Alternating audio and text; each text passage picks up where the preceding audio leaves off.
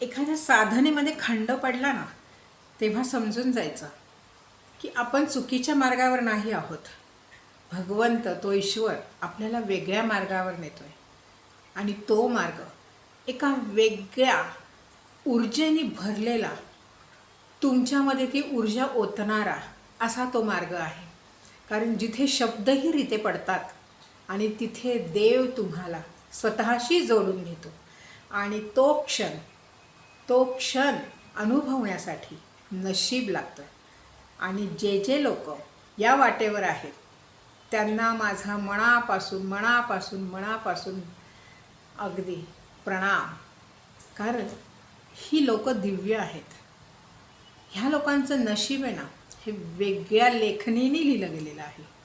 आणि अशा लोकांमध्ये एक वेगळी दिव्यता आहे, एक वेगळा स्रोत आहे ऊर्जेचा. आणि अशी लोक जर तुम्हाला भेटली ना, तर त्या लोकांना खाली वाकून पायांना स्पर्श करून त्यांचे नक्की आशीर्वाद घ्या. कारण शब्द फुकाचे आणि आशीर्वाद लाखाचे, असं माझी आई म्हणायची.